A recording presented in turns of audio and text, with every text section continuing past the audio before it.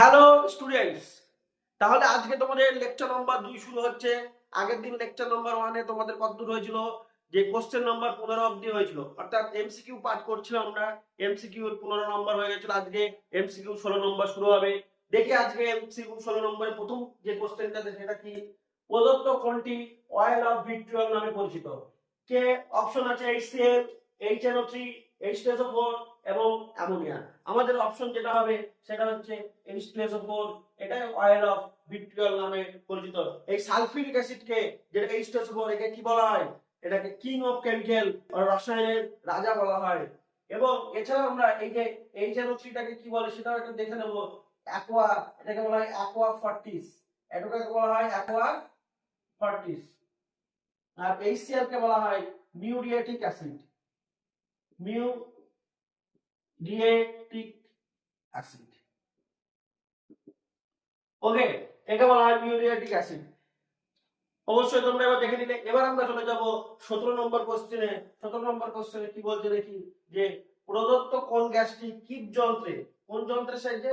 Keep যন্ত্রের সাহায্যে প্রস্তুত করা হয়।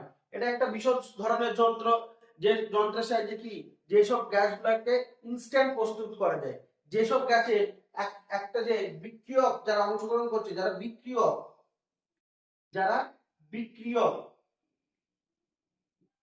বিক্রিয়কটা কি হতে হবে? বিক্রিয়কটা একটা হতে হবে কি সলিড। দুটো বিক্রিয়কের মধ্যে হবে একটা সলিড আর একটা হচ্ছে কি লিকুইড।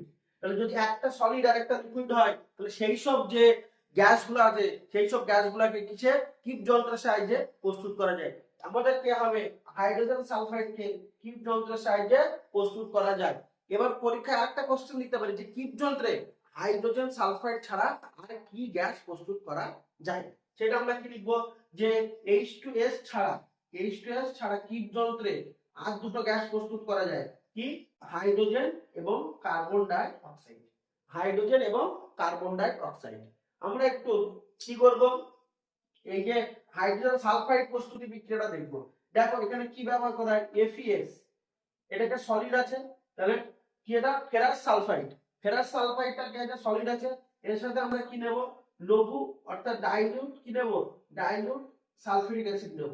তাহলে কি উৎপন্ন হবে আমার, কি হবে, FeSO4 উৎপন্ন হবে, FeSO4 উৎপন্ন হবে, আর তার সাথে উৎপন্ন হবে হাইড্রোজেন সালফাইড গ্যাস। এই যে কিপ যন্ত্রের সাহায্যে আমরা কি করতে পারি, কিপ যন্ত্রের সাহায্যে যখন ইচ্ছা তখন তৎক্ষণাৎ কি করতে পারি, হাইড্রোজেন সালফাইড আমরা উৎপন্ন করতে পারি। এই জন্য এটা একটু একটু ফেমাস, এই জন্য এটা বিখ্যাত। যে কিপ যন্ত্র নিয়ে কোশ্চেন কেন আসে, অন্য কোনো যে পরীক্ষাগার যেগুলো প্রস্তুত করে সেগুলো নিয়ে আসে না কেন?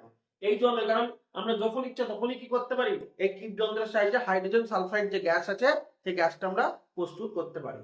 তাহলে আমাদের 17 নম্বর কোশ্চেনের অ্যান্সার কি ছিল, অপশন সি আমরা দেখে নিলাম। আমরা পরবর্তীতে কোশ্চেন নম্বর 18 তে চলে যাব।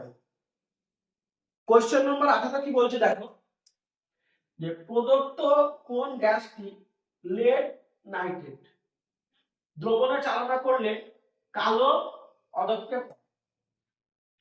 আমরা কি দেখব, এর মধ্যে কে কে অপশন আছে? অপশনে hydrogen sulphide, ammonia, nitrogen gas এবং কার্বন ডাই অক্সাইড। তো আমাদের এই যে অ্যানসারটা হবে সেটা হচ্ছে কি হাইড্রোজেন সালফাইড। হাইড্রোজেন গ্যাসকে চালনা করলে লেড নাইট্রেটের মধ্য দিয়ে কি করবে, কালো পদক্ষেপ করবে। রিঅ্যাকশনটা একবার দেখে নেব। লেড নাইট্রেট PbNO3(2), এর মধ্যে কাকে চালনা করছি, হাইড্রোজেন সালফাইড। কি উৎপন্ন হবে, PbS, এটা কি লেড সালফাইড, এটা হচ্ছে অদক্ষেপ করবে। এই যে সাইনটা, এই সাইনটা যদি দেওয়া থাকে তার মানে কি হচ্ছে, অদক্ষেপ করছে, প্রেসিপিটেট, যেটাকে আমরা অদক্ষেপ বলি সেটা। আর যদি কোনো জায়গায় এই সাইন দেওয়া থাকে তার মানে সেটা কি গ্যাস, সেটা কি হচ্ছে সিস্টেম থেকে গ্যাস আকারে কি হচ্ছে, উৎপন্ন হচ্ছে এবং সেটা উড়ে চলে যাচ্ছে। এরকম উড়ে গেলে এবার সেটাকে সংগ্রহ করার প্রসেস আছে, বিভিন্ন জায়গায় বিভিন্ন ভাবে সংগ্রহ করা হয় সেটাকে। এটা কি, আর তার সাথে কি উৎপন্ন হবে, তার সাথে দুই অণু HNO3 উৎপন্ন হবে, নাইট্রিক অ্যাসিড উৎপন্ন হবে, নাইট্রিক অ্যাসিড উৎপন্ন হবে। এইটার জন্য কালো কালারটা যেটা হচ্ছে এই PbS এর জন্য হচ্ছে, অর্থাৎ লেড সালফাইড। PbS এর নাম কি, লেড সালফাইড। আমরা এবার চলে যাব কোশ্চেন নাম্বার 19 টায়। কোশ্চেন নাম্বার 19 কি বলছে দেখো, পাইরোসালফিউরিক অ্যাসিড কার সংকেত কি? সংকেত চেয়েছে। সংকেত কি হবে দেখো, আমরা কি জানি এই যে পাইরোসালফিউরিক অ্যাসিডটাকে কি বলে? পাইরোসালফিউরিক অ্যাসিডটাকে বলা হয় ধূমায়মান সালফিউরিক অ্যাসিড।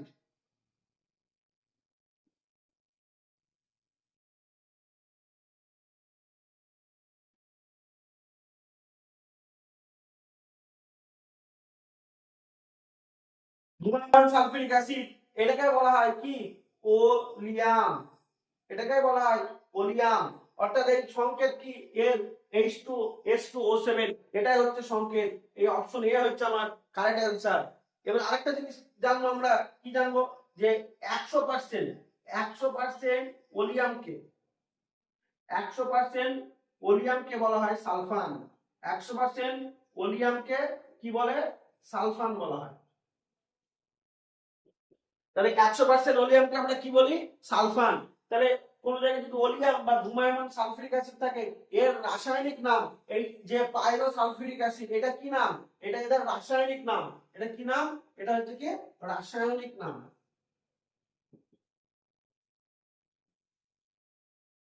এটা হচ্ছে কি নাম? রাসায়নিক নাম। তাহলে আমাদের কোশ্চেন নাম্বার 19 হয়ে গেল। এবার আমরা কোনটা যাব? Question number 20।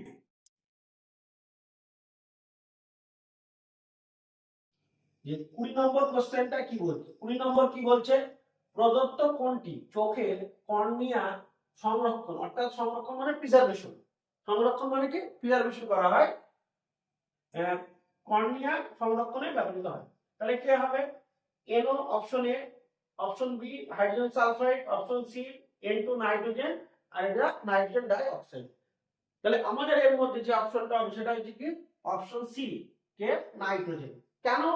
এই যে নাইট্রোজেন, আমাদের এই যে লিকুইড নাইট্রোজেন, লিকুইড যে নাইট্রোজেন হয়, লিকুইড নাইট্রোজেন এ কি করতে পারে? হিমায়ক রূপে ব্যবহৃত হয়। কেন? কি এই যে লিকুইড নাইট্রোজেন -195.8 ডিগ্রি সেন্টিগ্রেড এই যে তাপমাত্রা এইটা সৃষ্টি করতে পারে। অর্থাৎ অলমোস্ট কত? Almost -196 degree centigrade. এই যে তাপমাত্রায়, এই যে -196 ডিগ্রি সেন্টিগ্রেড তাপমাত্রায় কি করা হয়? যে এই যে চোখের যে কর্নিয়া, শুধু চোখের কর্নিয়া নয়, চোখের কর্নিয়া ছাড়াও আমাদের যে শারীরিক যে কোষ এটাকেও, শরীরের যে কোষ আছে সেই কোষকেও সংরক্ষণ করা হয় অনেক সময়। এই করলে কি হয়? কিছু সময়ের জন্য এই যে আমাদের জৈবিক ক্রিয়াকলাপ, যেটা হচ্ছে কোষের যে জৈবিক ক্রিয়াকলাপ, সেটা বন্ধ হয়ে যায়। কি জন্য? এই যে -196 ডিগ্রি সেন্টিগ্রেড তাপমাত্রায়। এই জন্য এই N2 তে, এই N2 গ্যাস কি করা হয়? এই যে চোখের কর্নিয়াকে সংরক্ষণ করা হয়। এই যে সংরক্ষণের প্রসেসটা, এই সংরক্ষণের প্রসেসটাকে বলা হয় কি? Cryo preservation. কি বলা হয়? ক্রায়ো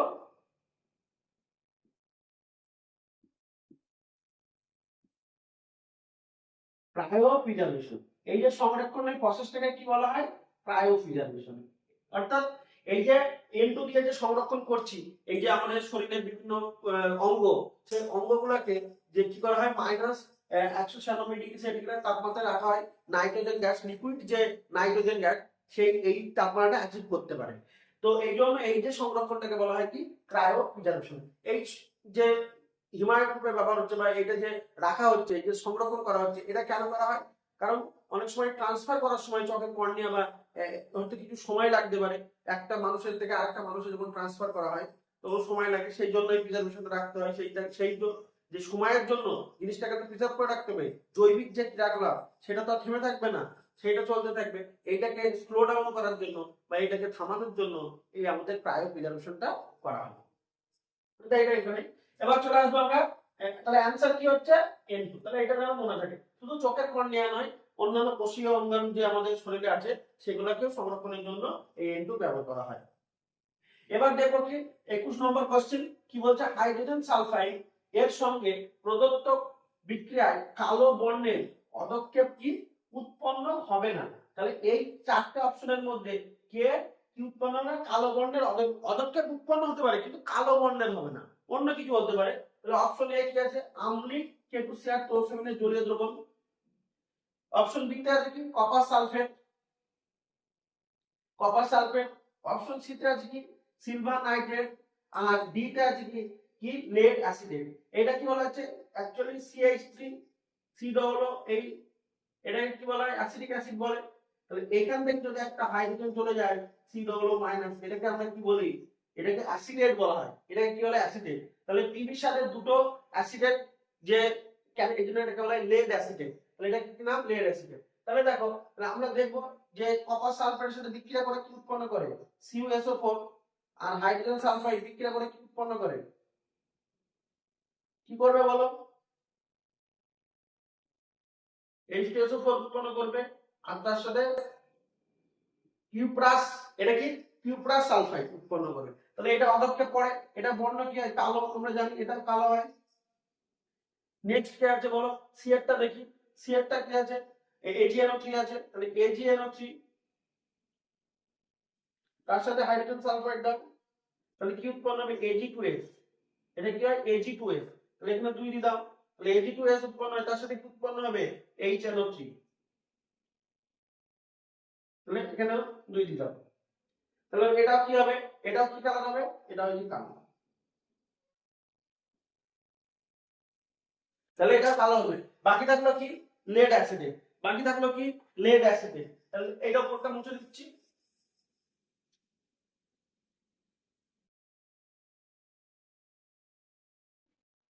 মানে লেড অ্যাসিডের সাথে বিক্রিয়া করে কি উৎপন্ন হয়? দেখো,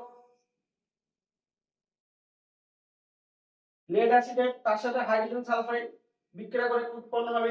আমার লেড সালফেট উৎপন্ন হবে, যেটা এটাও কালো বর্ণের। এটা হচ্ছে কালো। আর তার সাথে কি উৎপন্ন হবে? তার সাথে হবে 2 অণু অ্যাসিটিক অ্যাসিড উৎপন্ন হবে। তার সাথে 2 অণু অ্যাসিটিক অ্যাসিড উৎপন্ন হবে। আর বাকি থাকলো কে? এইটার আম্লিক দ্রবণ। দেখো কি বলেছে? আম্লিক দ্রবণ। তাহলে K2Cr2O7 অর্থাৎ পটাশিয়াম ডাইক্রোমেট। এটার নাম কি? Potassium dichromate. এর সাথে কি নেব? H2SO4 নেব। আর তার সাথে কি নেব? আমি হাইড্রোজেন সালফাইড নেব। তাহলে কি উৎপন্ন করবে? K2SO4 অর্থাৎ পটাশিয়াম সালফেট, তার সাথে Cr2SO4 এটা কি? Chromic sulphate. আর তার সাথে উৎপন্ন হবে জল উৎপন্ন হবে, এবং তার সাথে কি উৎপন্ন হবে? সালফার উৎপন্ন হবে। তাহলে এটা যদি আমরা সমতা বিধান করা নাই, সমতা বিধান যদি করি, এটা 4 হবে, এখানে 3 হবে, এখানে 7 হবে, আর এখানে হচ্ছে কত হবে? 3 হবে। এই যে ক্রোমিক সালফেট, এই ক্রোমিক সালফেটের জন্য এটা কি কালার হয়? সবুজ কালার হয়। এটা কি কালার হয়? সবুজ কালার হয়। এই ক্রোমিক সালফেটের জন্য এটা যে ডাইক্রোমেটের সাথে এবার কি বলেছে দেখো, যেহেতু বলেছে অ্যাসিডিক, অ্যাসিডিক বলেছে, এই আম্লিক বলেছে, তার জন্য কিন্তু আমি এই অ্যাসিডটা যোগ করেছি। ঠিক আছে, আম্লিক বলেছে তার জন্য এটা যোগ করেছি, কিন্তু এই বাকিগুলোতে কিন্তু আম্লিক বলিনি, ওই জন্য আমরা এখানে কোনো জায়গায় অ্যাসিড যোগ করিনি। বাকি তিনটে বিক্রিয়ায় কিন্তু কোনো অ্যাসিড যোগ করিনি। ঠিক আছে, কিন্তু এখানে যেহেতু আম্লিক বলেছে ওই জন্য অ্যাসিড যোগ করতে হয়েছে। আর অ্যাসিড ছাড়া এই বিক্রিয়াটা হবে না। যদি মিডিয়াম যদি চেঞ্জ হয়ে যায় তাহলে বিক্রিয়া যে প্রোডাক্ট সেটাও আলাদা হবে কিন্তু এখানে। তাহলে আমরা এটা এই জন্য অপশন 1 কি হবে? Option A is the right answer. Option A is the right answer. তার মানে কালো কালার পড়বে না কোথায়? অপশন এ তে। বাকিগুলোতে কিন্তু কালো অদক্ষেপ পড়ছে, বাকিগুলোতে কিন্তু কালো অদক্ষেপ পড়ছে, এটা মাথায় রাখতে হবে। চলে, অবশ্যই আমরা এবার তাহলে কত নম্বর হয়ে গেল? 21 নম্বর কোশ্চেন হয়ে গেল। এবার আমরা কততে যাব? 22 নম্বর কোশ্চেনে যাব। তোমরা দেখে নাও তার আগে একবার।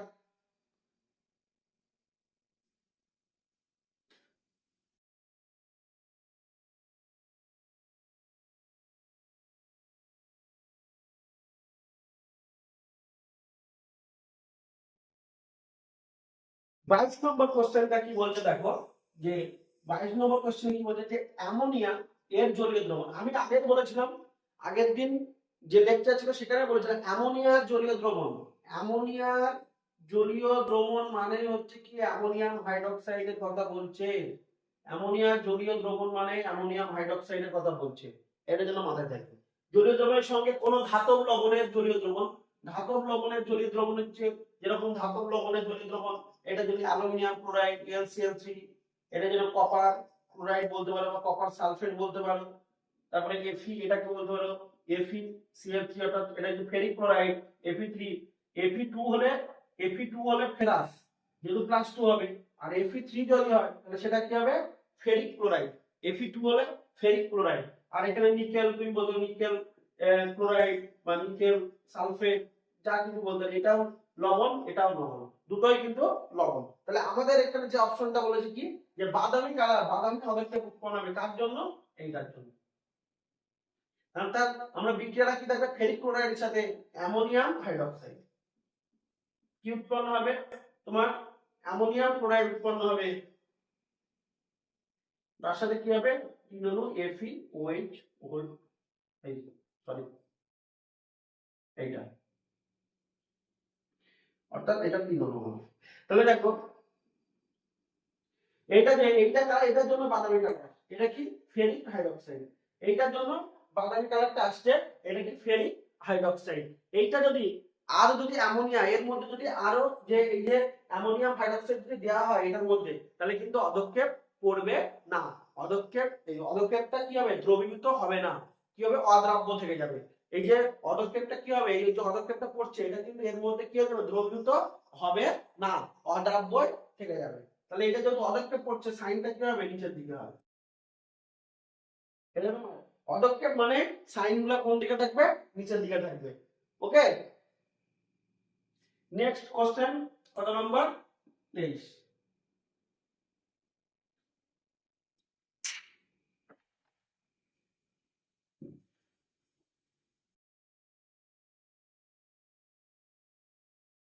তেইশ নম্বর কোশ্চেনটা কি বলছে, পরীক্ষাগারে উৎপন্ন হাইড্রোজেন সালফাইড গ্যাস উপস্থিত জলীয় বাষ্প মুক্ত করতে নিম্নোক্ত কোনটি ব্যবহার করা হয়?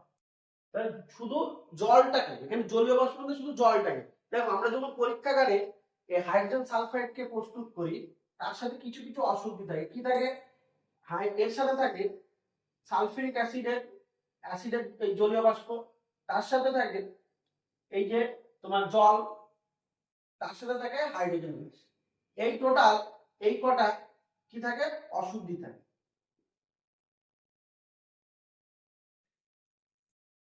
তাহলে এই কটা কি থাকে, অবিশুদ্ধি থাকে। ঠিক আছে, অবিশুদ্ধি এই কটা থাকে।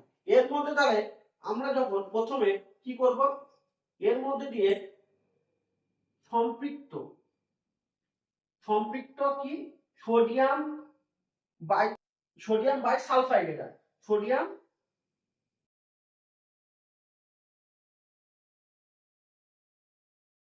মানে সালফাইড। এটা যদি দ্রবণটা চালানো করি তাহলে কি হবে, এই যে হাইড্রোজেন এই সালফিউরিক অ্যাসিড এটা কি হয়ে যাবে, শোষিত হয়ে যাবে। তাহলে কি পড়ে থাকবে, তাহলে তারপরে কি পড়ে থাকবে, হাইড্রোজেন সালফাইড পড়ে থাকবে, জল পড়ে থাকবে, এবং তার সাথে কি থাকবে, হাইড্রোজেন গ্যাস থাকবে।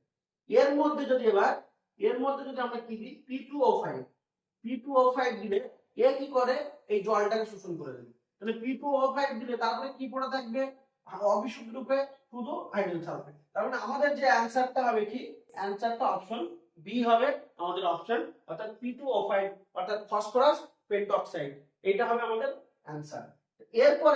এরপরে কি, এরপরে যদি আমরা কি দেব, এটাকে কি করে আলাদা করতে হবে, এই হাইড্রোজেনটাকে, এটা কি হিসাবে আছে, গ্যাস হিসাবে আছে, এটাও গ্যাস হিসাবে আছে। এর মধ্যে যদি কঠিন CO2 দিই, অর্থাৎ কঠিন CO2 কে কি বলা হয়, শুষ্ক বল।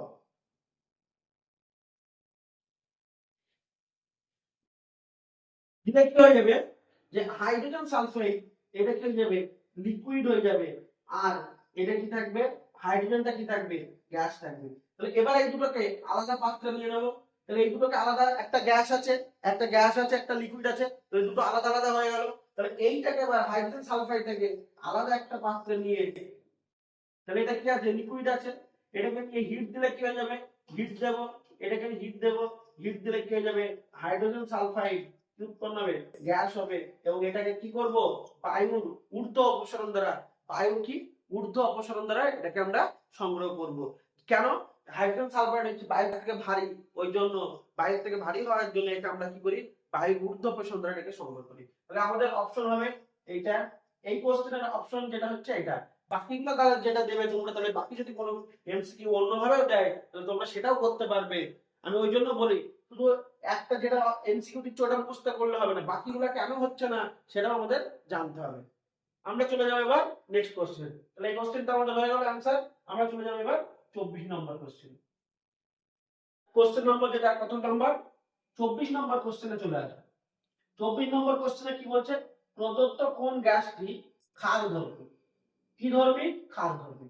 তাহলে আমরা জানি যে HCl এটা অ্যাসিড, এখানে হাইড্রোজেন সালফাইড এটা অ্যাসিড, এর কোনো ক্ষার ধর্ম নেই আবার অ্যাসিড ধর্ম নেই, নাইট্রোজেনের N2 তাহলে আমাদের পড়ে থাকলো কি অ্যামোনিয়া, অ্যামোনিয়া হচ্ছে কি ক্ষার ধর্ম, অর্থাৎ option C is the right. এবার আমরা 25 নম্বর কোশ্চেনে চলে আসবো, কি বলছে হাইড্রোজেন সালফাইড গ্যাস যেটিতে দ্রাব্য সেটি হলো, তাহলে হাইড্রোজেন সালফাইড গরম জলে দ্রবীভূত হয় না, লোকো H2S করে দ্রবীভূত হয় না, লোকো HCl এ দ্রবীভূত হয় না, তাহলে কিসে হয়, ঠান্ডা জলে কিন্তু দ্রবীভূত হয়, ঠান্ডা জলে দ্রবীভূত হয়। আরেকটা কি, এই যে চুন জল মানে ক্যালসিয়াম হাইড্রোক্সাইড, এই যে চুন জল এর সাথে কি করবে, বিক্রিয়া করে কি উৎপন্ন করে, হাইড্রোজেন সালফাইড বিক্রিয়া করে কি উৎপন্ন করবে, ক্যালসিয়াম সালফাইড করবে, দুই অণু জল উৎপন্ন করবে। ওকে, দুই অণু জল উৎপন্ন করবে। তাহলে আমরা যে অ্যানসারটা হবে কি, চুন জলের মধ্যে এটা দ্রবীভূত হবে, চুন জলের মধ্যে এটা দ্রবীভূত হবে। তাহলে অপশন 25 এরটা আমাদের অ্যানসার কি, চুন জল। যদি ঠান্ডা জল থাকতো সেটাও সঠিক হতো। এবার 26 নম্বর কোশ্চেনে কি বলছে, প্রদত্ত কোনটি অ্যামোনিয়া দ্রবীভূত হয়। দেখো এটা হচ্ছে কি ফেরিক হাইড্রোক্সাইড, এর মধ্যে দ্রবীভূত হয় না, আগের কোশ্চেন এই একটা না দুটো আগের কোশ্চেন ছিল সেটা বললাম। এটা হচ্ছে কি ক্রোমিক হাইড্রোক্সাইড, এর মধ্যেও দ্রবীভূত হয় না। এটা হচ্ছে কিউপ্রাস হাইড্রোক্সাইড, আর এটা কিউপ্রিক, কিউপ্রিকের মধ্যে দ্রবীভূত হয় না, এটাও দ্রবীভূত হয় না, এটাও দ্রবীভূত হয় না, তাহলে কে দ্রবীভূত, অপশন সি। দ্রবীভূত হয়ে কি করে, সে এটা রিঅ্যাকশনটা ছিল কি tetra amine sulphate to copper two sulphate উৎপন্ন হয়। তাহলে কি সংকেতটা ছিল এটা, যদি রিঅ্যাকশনটা তাহলে লিখি প্রথমে আমি, তাহলে প্রথমে কি ছিল কপার সালফেট আর হচ্ছে কি অ্যামোনিয়াম হাইড্রোক্সাইড, এরা দুজনে প্রথমে বিক্রিয়া করে, দিয়ে কি উৎপন্ন করে, বেসিক কপার সালফেট আর তার সাথে একটা যুক্ত যৌগ কি কপার, এই কিউপ্রাস, এটা হচ্ছে কি কিউপ্রাস হাইড্রোক্সাইড উৎপন্ন করে এবং তার সাথে কি উৎপন্ন করে, অ্যামোনিয়াম সালফেট উৎপন্ন করে। এই যে পুরো এটা কি হয়, এর মধ্যে অতিরিক্ত অ্যামোনিয়া যোগ করা হয়, আমরা সেটা দেখি, উপর খোলা বসে দিচ্ছি।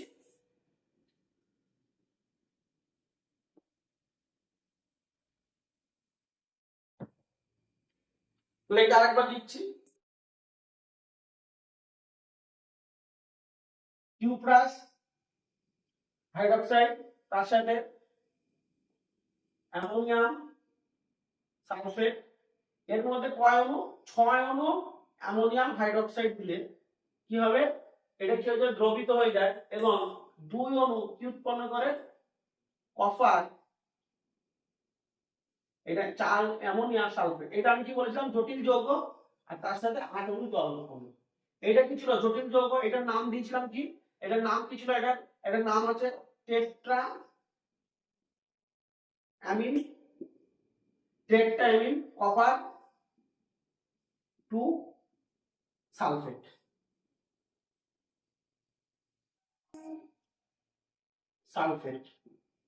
ঠিক আছে, টেট্রা অ্যামিন কপার 2 সালফেট, এটা হচ্ছে কি এর রাসায়নিক নাম। ঠিক আছে, এটা একটা জটিল যৌগের নামকরণ গুলো একটু অন্যরকম ভাবে হয়। ঠিক আছে, তাহলে এইগুলো তোমরা দেখে নাও। তাহলে আমরা এই জন্য এই কপার, এই যে এইটা যেটা ছিল এইটা দ্রবীভূত হয়ে যাচ্ছে এই অ্যামোনিয়ার মধ্যে, ওই জন্য অপশন সি হচ্ছে আমাদের কারেক্ট অ্যান্সার। ওকে, তাহলে কত নম্বর কোশ্চেন আমাদের হয়ে গেল, 26 নম্বর কোশ্চেন আমাদের হয়ে গেল। তাহলে এবার কি শুরু হবে, 27 নম্বর কোশ্চেন আমরা দেখব। তার আগে আমরা মুছে নিই বোর্ডটা।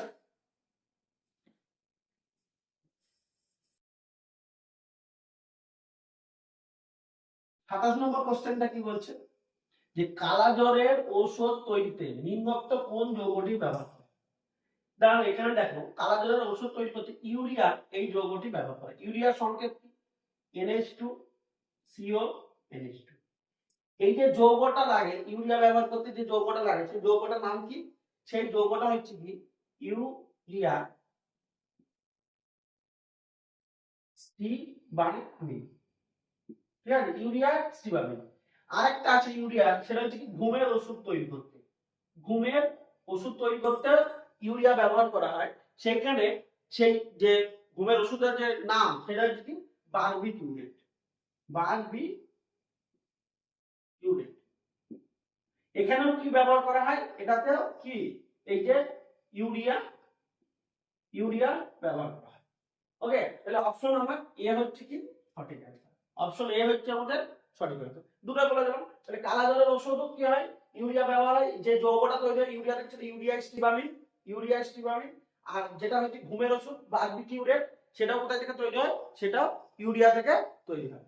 তাহলে নেক্সট আমাদের কোশ্চেন নাম্বার হচ্ছে জলের নিম্ন অপসারণ দ্বারা সংগ্রহ করা। দেখো জলের নিম্ন অপসারণ দ্বারা সংগ্রহ করতে গেলে কি করতে হবে, প্রথম যে কন্ডিশন সেটা হচ্ছে কি জলে দ্রবীভূত হলে হবে না। সেই গ্যাসটা যদি জলের মধ্যে দ্রবীভূত হয়ে যায় তাহলে কিন্তু সেই গ্যাসটাকে জলের নিম্ন অপসারণ দ্বারা সংগ্রহ করা যাবে না। অর্থাৎ দেখো আমরা কি দেখেছিলাম যে অ্যামোনিয়া, প্রথমে আছে অ্যামোনিয়া। এই অ্যামোনিয়াকে জলে অত্যন্ত দ্রাব্য, অ্যামোনিয়া হচ্ছে জলে অত্যন্ত দ্রাব্য, ওই জন্য এটা জলের নিম্ন অপসারণ দ্বারা সংগ্রহ করা যায় না। এটা কি করা হয়, এটা হচ্ছে দেখো এর যে ভরটা বাইরের থেকে কম, ওই জন্য একে বায়ুর কি করা হয়, একে বায়ুর নিম্ন অপসারণ দ্বারা সংগ্রহ করে। নেক্সট হাইড্রোজেন সালফাইড, এটা কি হয় জলে খুবই হালকা পাতলা দ্রাব্য, খুব বেশি দ্রাব্য না, জলে দ্রাব্য তবে এটা, ওই জন্য একে কি করা হয়, একে বায়ুর, এটা বায়ুর থেকে আবার ভারী, তার জন্য এটা বায়ুর ঊর্ধ্ব অপসারণ দ্বারা একে সংগ্রহ করে।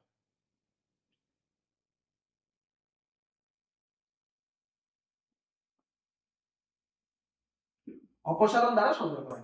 এবার হচ্ছে আমাদের অ্যান্সার হচ্ছে N2, এটা জলের অদ্রাব্য, ওই জন্য এটা জলের নিম্ন অপসারণ দ্বারা এটাকে সংগ্রহ করে।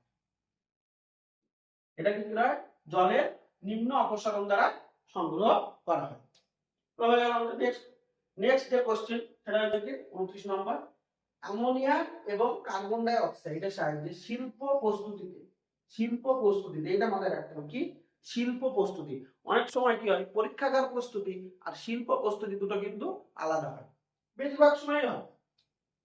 তাহলে কোনটা হবে, প্রস্তুতি তৈরি করা হয়, আমরা দেখবো এইটা অপশন বি ইউরিয়া। তাহলে রিঅ্যাকশনটা একবার দেখে নেব, যে অ্যামোনিয়া NH3 তার সাথে কার্বন ডাই অক্সাইড, কত 2 অণু অ্যামোনিয়া লাগে, এটা টেম্পারেচার কত 200 থেকে 210।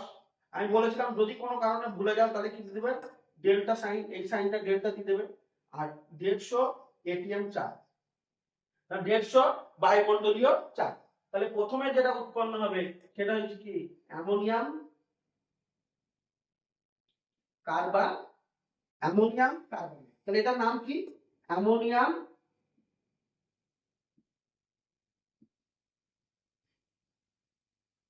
কার্বনেট। এটাকে আবার হিট দিলে ইউরিয়া NH2 CO NH2 তার সাথে কি উৎপন্ন হয়, জল উৎপন্ন হয়। অর্থাৎ হিট দিলে যে চিহ্নটা দেবো ডেল্টা সাইন আমি দেবো, আগে বলেছিলাম হিটের যে সাইনটা ডেল্টা সাইন। তাহলে আমরা দেখো এখানে 2 অণু অ্যামোনিয়া এবং কার্বন ডাই অক্সাইড বিক্রিয়া করে কি করছে, প্রথমে অ্যামোনিয়াম কার্বনেট উৎপন্ন করছে এবং এটাকে হিট দিলে তারপরে কি হচ্ছে ইউরিয়া উৎপন্ন হচ্ছে। ওকে, ইউরিয়া। তাহলে আমাদের 29 নম্বর কোশ্চেন কমপ্লিট হয়ে গেল। এবার আমরা চলে যাব কি তোমার কত 30 নম্বর কোশ্চেনে।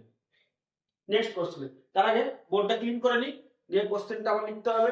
ওকে, কোশ্চেন নাম্বার 30 কি বলছে, অ্যামোনিয়া এবং সালফিউরিক অ্যাসিডের বিক্রিয়ায় প্রদত্ত কোন গ্যাসটি উৎপন্ন হয়। তাহলে কোনটি উৎপন্ন হয়, আমরা দেখবো যে কি উৎপন্ন হয় আগে দেখি। অ্যামোনিয়া তার সাথে H2SO4, অ্যামোনিয়াম সালফেট, যদি অ্যামোনিয়া এখানে দুই হবে তাহলে অ্যামোনিয়াম সালফেট হচ্ছে কি একটা সার, কি রকম সার, অজৈব সার। এটা কি রকম সার, অজৈব সার। তাহলে আমাদের যে অ্যান্সারটা হবে option B is the right answer.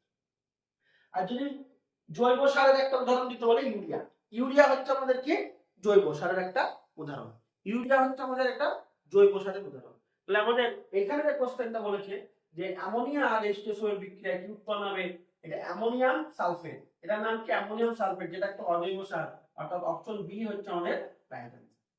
31 নম্বর কি বলছে, লঘু সালফিউরিক অ্যাসিড মিশ্রিত পটাশিয়াম ডাইক্রোমেট, পটাশিয়াম ডাইক্রোমেটের সংকেত কি K2Cr2O7।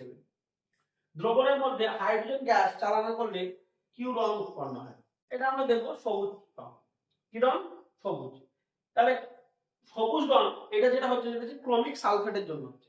কার জন্য? কোন যৌগটা? Chromic sulphate. তাহলে রিঅ্যাকশনটা এর আগেও করেছি, এই রিঅ্যাকশনটা দিয়ে আমরা হাইড্রোজেন সালফাইডের যে বিজারণ ধর্ম, সেই বিজারণ ধর্মটাকেও শো করা হয়।